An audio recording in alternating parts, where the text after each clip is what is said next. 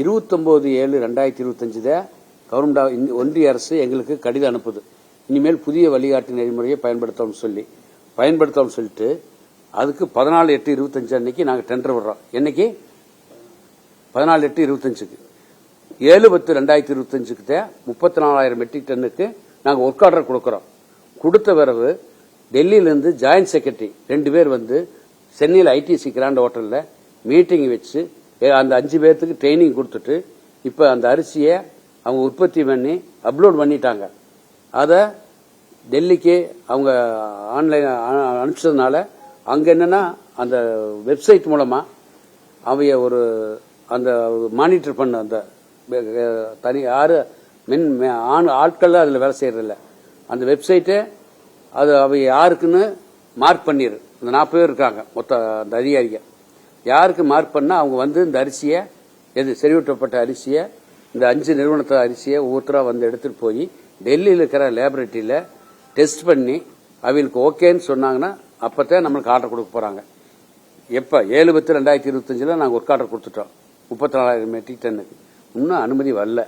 அப்படி ஆகஸ்ட் 18ஆம் தேதி வந்திருக்கும் சொன்னார்ல, எதிர்க்கட்சி தலைவர்கிட்ட அதை வாங்கி கொடுங்க. வாங்கி கொடுத்துட்டீங்கன்னா எங்களுக்கு சந்தோஷம். நாங்க தவறான தகவல் சொல்ல, நான் புள்ளிவிவரமா சொல்றேன். எந்த மேடையில் வேணாலும் சொல்றேன், எந்த ஆதாரத்தோட சொல்றேன். அவரை சொல்லுங்க. ஆகஸ்ட் 18ஆம் தேதி சொல்றாருல, கொடுக்க சொல்லுங்க. தவறான தகவல் சொல்லக்கூடாது நாட்டு மக்களுக்கு. நான் புள்ளிவிவரமா சொல்றேன்ல. இப்ப அரிசியா அந்த 5 நிறுவனமும் உற்பத்தி பண்ணி அப்லோடு பண்ணியிருக்காங்க. டெல்லி அரசாங்கத்துக்கு அனுப்பிச்சிருக்காங்க. அவைய டெல்லியில அந்த அனுப்பிச்சத அந்த உங்க மானிட்டர் யாருக்கு மார்க் பண்ணதோ கம்ப்யூட்டரே மார்க் பண்ணுது.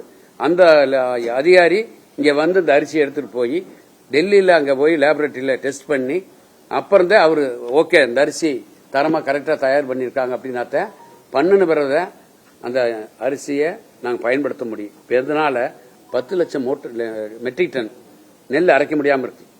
இதுக்கு யார் காரணம்? ஆமா, பின்னாரு காரணம். அப்ப அனுமதி கொடுத்திருந்தாங்கன்னா இந்த அரிசியை உடனே 100 கிலோக்கு 1 கிலோ நாங்க கலந்துருவோம். இப்படி நிறைய குடோன் எங்களுக்கு வேக்கண்ட் ஆயிருக்கு. இப்ப நெல்லை வாங்கி அப்படி தேக்கமடைய வச்சிருக்கிறோம்.